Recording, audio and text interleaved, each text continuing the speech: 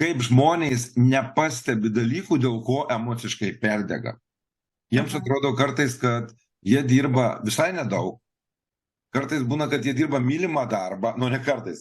Būna taip, kad žmogus dirba mylimą darbą, dirba tai, kas jam patinka, dirba ne per daugiausiai, tačiau jaučia visus emocinio perdegimo simptomus, tokius pirminius, ar ne, nėra motyvacijos į darbą eiti, atšala nuo savo veiklos, atrodo jam, kad neįdomu jau pasidarė.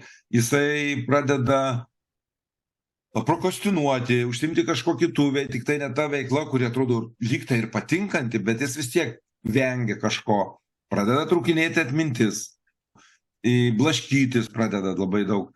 Va šitie visi požymiai rodo, kad jis emociškai perdegi. Jeigu miegi ir sapnuoji darbą, tai jau irgi apie tą patį? Žiūrint, nebūtinai. Galbūt užsidegęs be galo. Beje, emocinis perdegimas, reikia pabrėžti, visada prasideda nuo didelio užsidegimo darbe, nuo didelio noro kažką gero nuveikti ten, stipraus. Tai tuo metu visai gali būti, kad tu sapnuoji tai, ką darai, nes tu užsidegęs, užsivedęs, tau tai patinka. Bet tai vadinasi, net miegant nepailsi, ta galva, jinai sapnuoja darbą, tai vadinasi, net tada, kada jau tikrai ilsiesi, vis tiek dirbi. Tu šiek tiek užbėgi į priekį.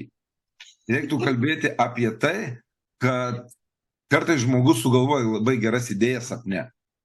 Ir jeigu tas procesas tinkamų momentų ir tinkamų vietų, tai jisai geras procesas. Visai nieko blogo, kad žmogus susisapnuoja, kaip padaryti kažką idealiai, genialiai ir ryte gimsta geros mintys, arba vidury nakties gimsta geros mintys. Tačiau aš suprantu, kur tu lenki. Emocinis perdegimas atsiranda, paimkim, kad žmonės labiau girdėtų, nuo per didelio įsitraukimo į veiklą ir kai žmogus toje veikloje būna nuolatos. Tame tarpe ir ryte, ir dieną, ir vakare parėjus po veiklos, po darbo, galbūt ir naktį miegant tą veiklą jo galvoje sukasi. Kaip žmogus susikuria tą emocinį perdegimą, tai vieni iš požymių yra tokie, kad tai daro nuolatos. Ir nebūtinai netgi darbo metu. Kalbėsim, kaip tu gražiai pasakei, grybaujant, tarkim. Galima grybauti, bet su kolega kalbėtis apie darbą. Vis tiek smegenys bus darbe. Mąstyti apie tą veiklą, sėdinti, žiūrint filmą, nežinau, valgant vakarienę restorane. Galima užsimti bet kur tų minčių laikymu ir tai vis tiek bus darbas. Smegenys dirbs tą patį. Visą savaitę prabūsi ten kokio nors Turkijoje, tarkim, o vis tiek tavo galva bus darbe. Ir kiek daug žmonių taip gyvena. Ir čia ne poilsis. Galva nepasilsi, galva vis dar darbe ir veikloje. Ir jeigu taip... O tada gerai.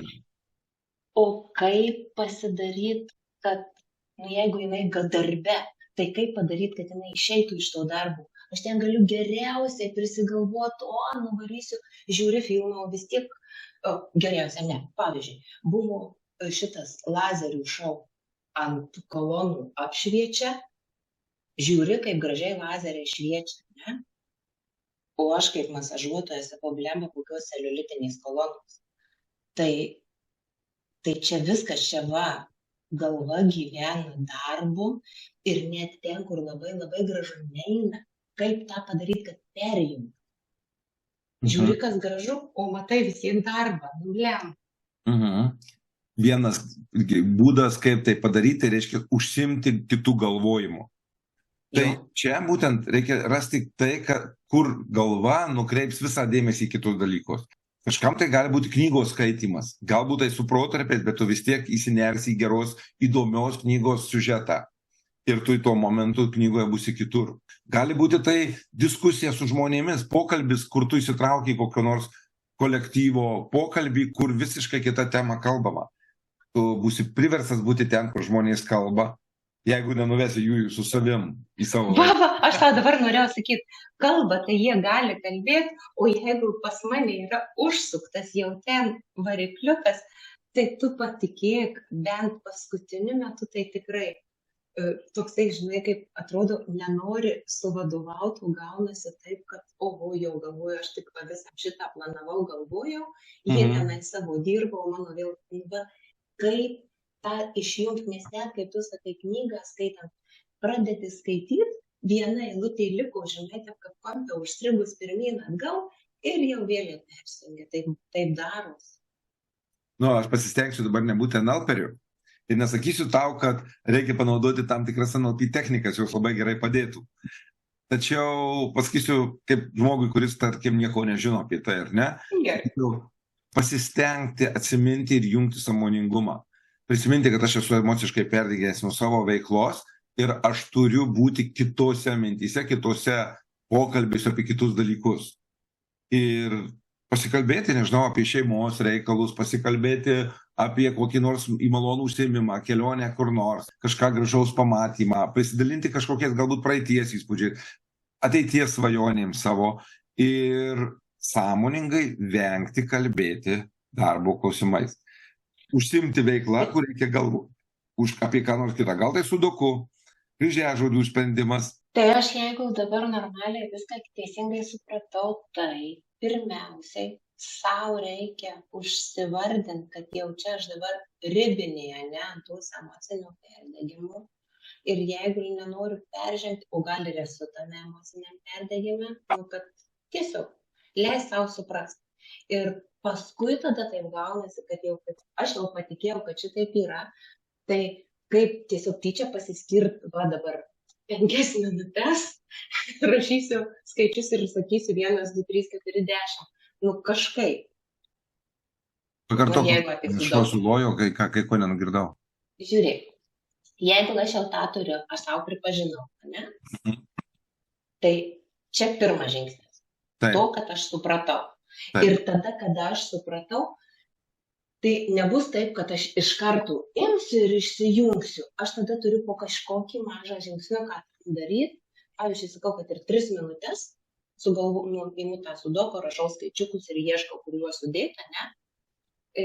Ir po biskį, nes nelabai, pavyzdžiui, aš nemokėčiau iš karto, nu viskas šiandien dieną, aš apie darbą negalvoju ir man nei viena mintis neišeina šitą. Tu labai viską ir pasakėjai. Kiek to laiko, va tiek ar tiek gaunasi tiek jau gerai. Tai pirmas žingsnis aplamai pradėti prisiminti, kad aš turiu nukreipti savo dėmesį į kitokią protinę veiklą. Čia būtent pabrėžiu, ne fizinė, o protinė. Gerai labai ir fizinė veikla, beje, bet ta, kuri reikalauja kažko išmokti naujo. Tam, kad pagauti save, kad, mano dėmesys dabar kitur.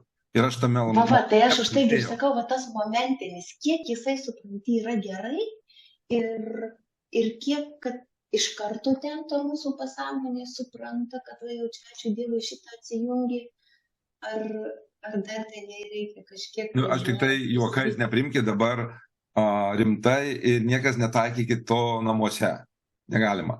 Bet netgi elektrošokas, pavyzdžiui, netyčia įkišus į rozetę atsuktuvą, ar ne? Ir sutrumpinus ten, ką nors taisant laidus. Toks labai trumpas momentinis, jis tikrai tave keliom minutėm išmes į visai kitą galvojimą, ne apie darbą ir veiklą. Tuo momentu tikrai nemastys. Tiek tas trunka. Momento užtenka, bet tas momentas pagautas, kad tu kitur dėmesyje, jau yra geras poilsis nuo emocinio perdegimo. Gerai. Ir pavyzdžiui, gavai tokį atsijungimą, tai jis turi teikti malonumą. Kažką tokio, kad tiesiog norėtum vėliau grįžti prie jo, o ne prie to savo darbo, ant kurio jau užsikabinai.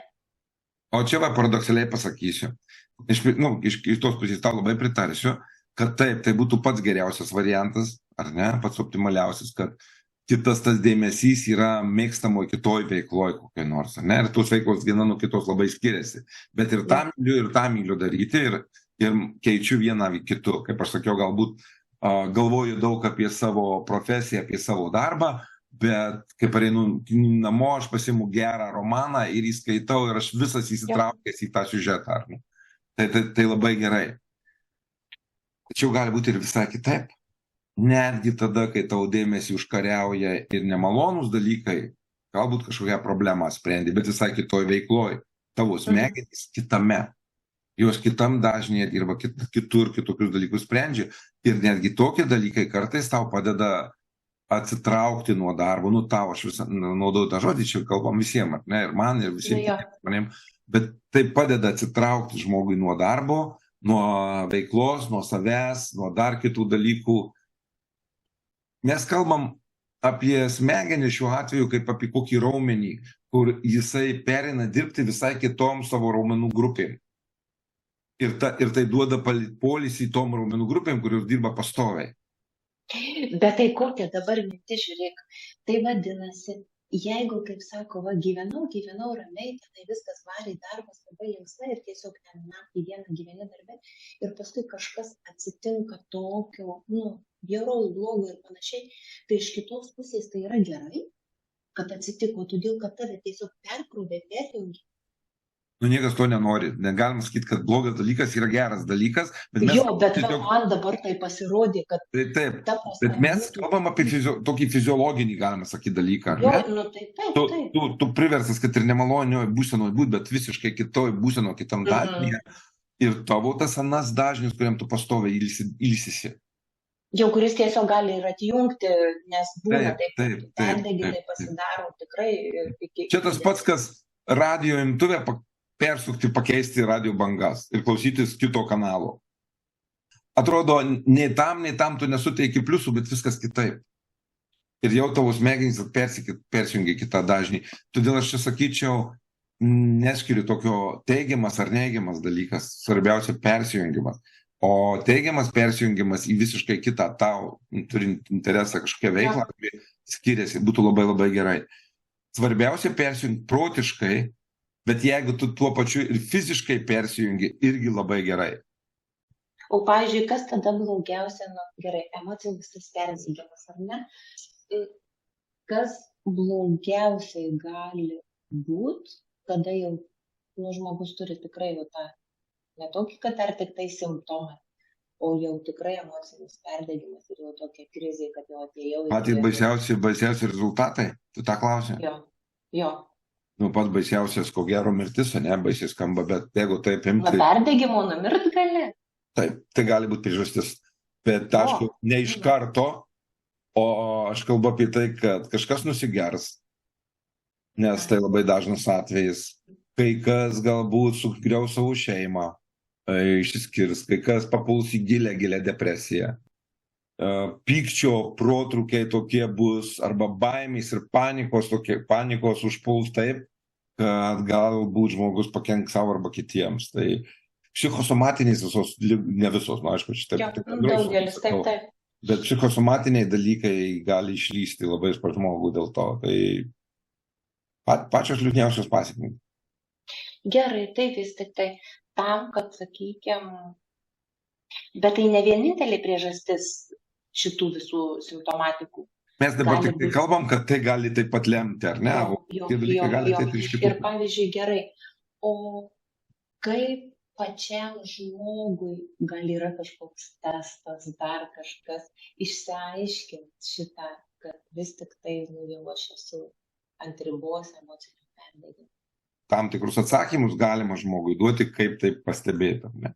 Jeigu žmogus buvo emocionaliai įsitraukęs į kažkokią veiklą, užsidegęs ir turėjo kažkokį tikslą ir rezultatą ir jis jo dar vis nepasiekė, tačiau ta emocinė banga jau praėjo, jį pradėjo erzinti pati veikla arba erzinti kolektyvo nariai.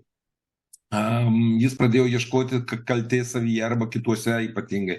Tai atsiranda tokie pykčio protrukiai ir tada nemiga. Ir jeigu dingsta noras veiklai, atsiranda apatija, šaltumas, pajauti, kad turi versti save vis labiau ir labiau dirbti tą darbą, nors anksčiau jis labai tau buvo ir mėgiamas ir turėjai daug vilčių ir svajonių, dabar tos viltys ir svajonės kažkur nutolo. Čia jau rodo apie emocinį perdegimą. O pavyzdžiui, gerai, sakykime, čia kalbi kaip sąmoningas, tikrai suprantantis žmogus, ble. Viskas liuks. O jeigu, sakykime, pats žmogus nesusigaudo, tai tada jam vis tiek jam reikalinga pagalba. Taip. Ir to? Ne, paskutiniam žodžiu negirdau. Jeigu pats žmogus nesupranta, jam kažkas darosi, kaip sakai, panikos priepuoliai, dar kažkas, bet jis tiesiog to nesupranta, kad tai yra jo emocinis perdegimas, tai tiesiog, tai jis tada gali ieškoti pagalbą. Kaip man, sakykime, gelbėti save. Gali. Nes man tai, va, tu dabar, pavyzdžiui, pasakei, kad gerai, tu čia važinai, pradėk kažką daryti, kito paskaityk knygą arba pažaisk sudoku ir tu po trupučiuką persijungsi.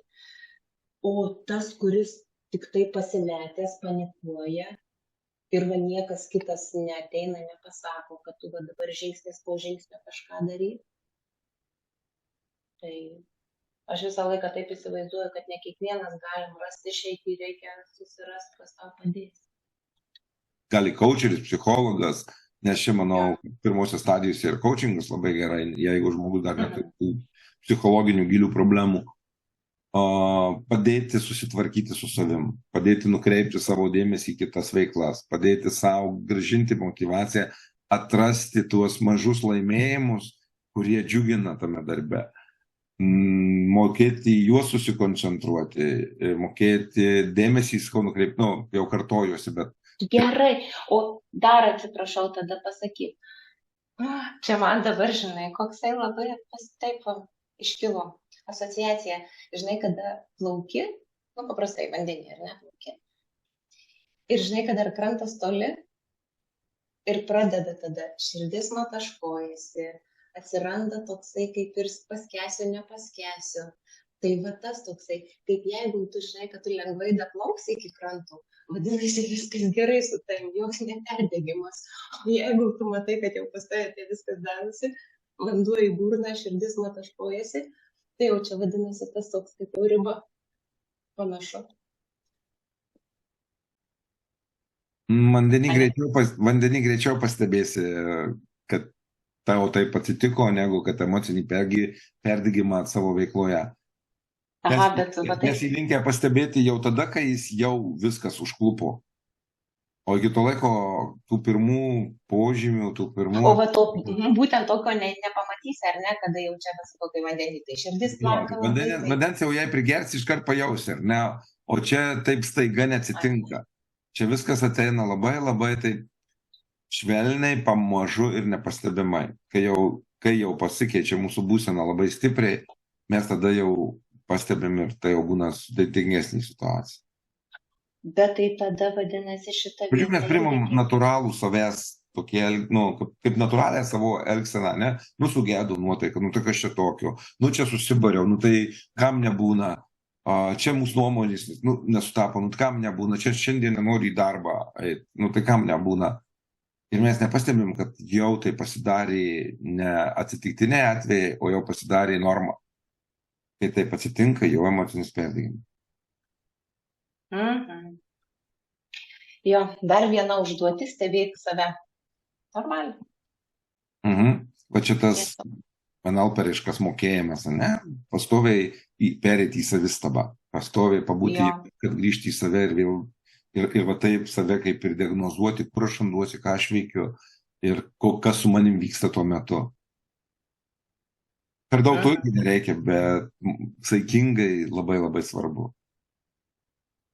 Jo, čia taip kaip pažiūrėti, žinai, kartas nuo karto sustot, bet ten užtenka akimirkos. Ten nereikia tos analizės kažkokios ypatingai, kaip pirmas sakei, tokiom psichiniam akimirkom, kada užėjau kažkas tai nesąmonė, tiesiog pasirtinti ir pažiūrėti, turbūt žinai pats. Tada turbūt. Pavyzdžiui, tokį klausimą savo užsiduoti, ar ne? Šitas pyktis ant žmogaus, kuo didesnio dalimi yra manyje. Jo. Arba šitas nenoras eiti į darbą, kuo didesnio dalimi yra manyje. Šitą prokrastinaciją, kad niekaip negaliu pradėti užsiėmų laiškų skaitimų, ten žinučių žiūrėjimų, naujienų žiūrėjimų vietoj darbo, kuo didesnio dalimi yra manyje. Jo, ir jeigu jau tai yra tas toksai, kad... Taip, ir jeigu tu atrasi, kad ten ir tas, ir viskas taip apsijungi kažką negero, o tada jau kreipkis pas specialistą. Arba, jeigu žinai, kaip tvarkykis pats. Jo. Taip. Ir gerai, svarbu suprast ir laiku išeiti. Jo. Tai 3 dalykai, kurie padeda. Vėl priminant, ne? Tai vienas dalykas - keisk veiklą, užsiimk kažkuo, kur tavo dėmesys bus kitur. Labai gerai. Antras dalykas - mokykis kažką naujo. Mokymosi metu tu negalėsi, kai naujo kažko mokys, negalėsi galvoti apie tai, kas pastovi. Nu, ir trečias dalykas - būk sąmoningas ir pastebėk tai, kada tu per daug tame viename dalyke. Labai gerai, aš pradėčiau nuo pirmo. Trečias pas mane būtų pirmas. Tai aš kaip ir pasakiau dabar, tos eilės, taip. Jo. Pasišnekėjom. Iki. Jo, iki.